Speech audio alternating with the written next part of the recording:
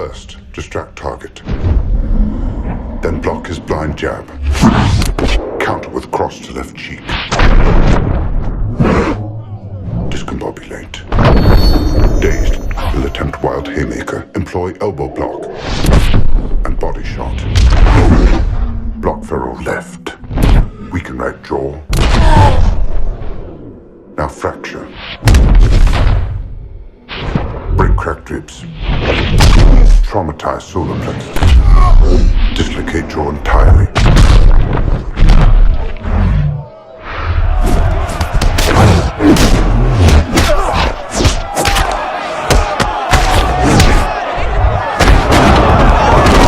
In the dark, poorly lit streets of Victorian London, our story begins with the unstoppable duo, Dr. Watson and the brilliant detective Sherlock Holmes, as they bravely rescue a young girl from the grip of a dangerous cult led by the wicked Lord Blackwood. First point of attack. 2. Throat, paralyzed vocal cords, stop screaming. 3. Got to be heavy drinker, floating rib to liver. 4. Finally, dragging left leg, fist to patella. Their victory, however, is short-lived. The evil cult leader is caught, only to reveal a trail of terrible crimes in his wake. As the authorities close in on Lord Blackwood, he is swiftly sentenced to death row for the ruthless murders that have troubled the city for the past 5 years. A few days later, the story takes a twist as the charming Irene Adler, a mysterious figure from Sherlock Holmes's past, reappears.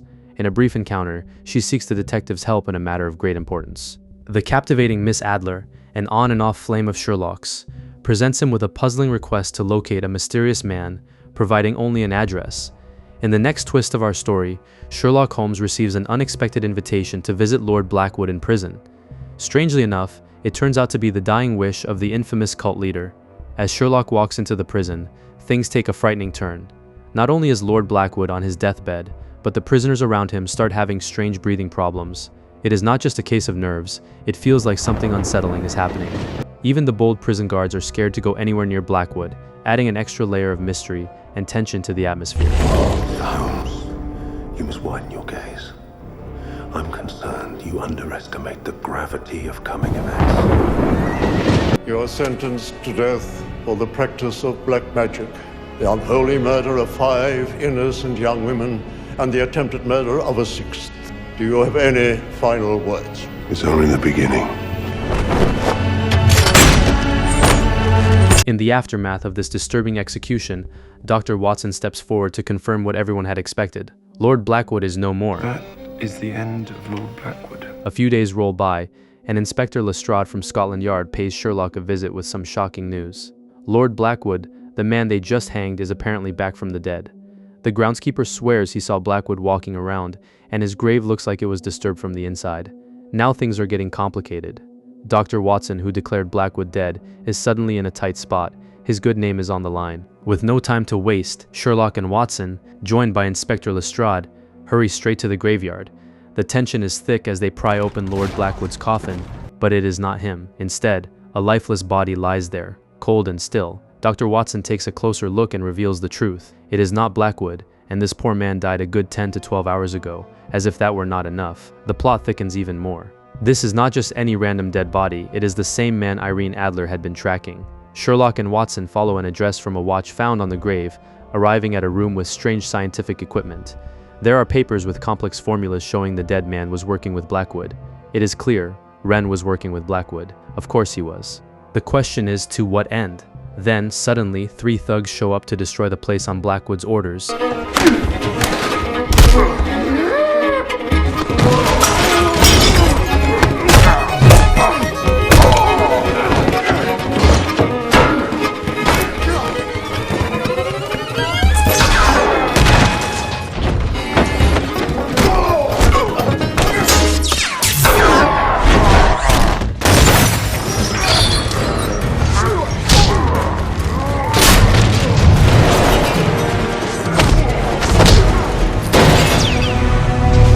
After the violent fight with Blackwood's men, Sherlock and Watson find themselves behind bars for accidentally damaging a ship during the struggle. Dr. Watson gets a break. He is released early, thanks to his fiancée, but Sherlock is stuck until Lestrade can sort things out. Lestrade, with a plan in mind, has a mission for Sherlock. He wants him to pay a visit to Lord Sir Thomas, who happens to be Blackwood's father. There is a twist in this family situation that needs Sherlock's sharp eye. Additionally, Lestrade brings Sherlock into contact with high society people, including Lord Coward, who is the right-hand man of Lord Blackwood. Lord Sir Thomas hands Sherlock a collection of holy books linked to the Blackwood cult. These religious texts are the key to something big.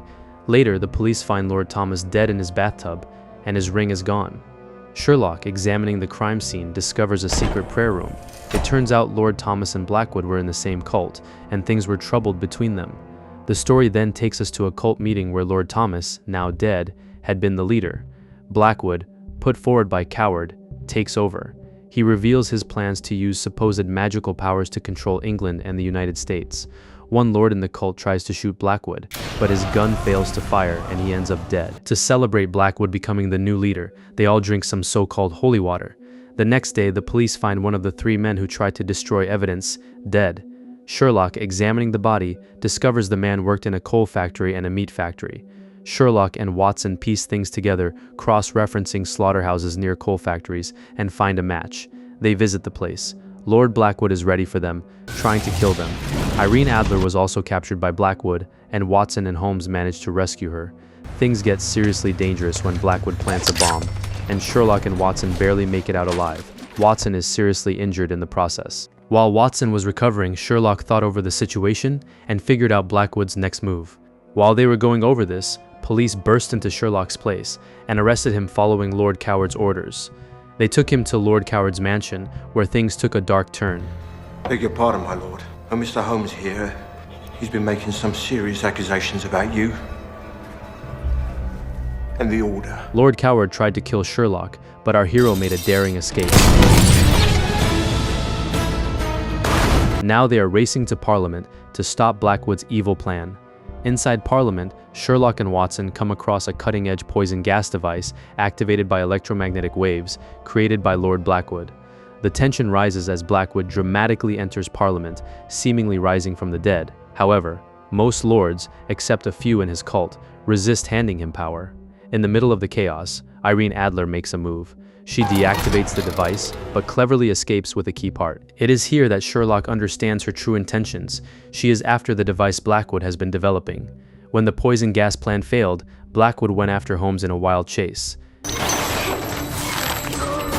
In a gripping final battle, Sherlock managed to overpower and ultimately defeat him. It turns out Blackwood was not using magic, it was all science. His death by hanging was a trick. He used a numbing drug and bribed the guard to tie the noose loosely. Even his escape from the grave was fake. The broken grave had been glued back together. The way he killed his father, Lord Thomas, was equally clever. He used a numbing chemical that mixed with the soap in the bathtub, making it look like a drowning accident.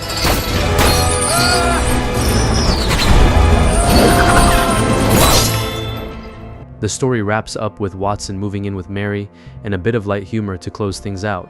Another mystery solved in the adventures of Sherlock Holmes.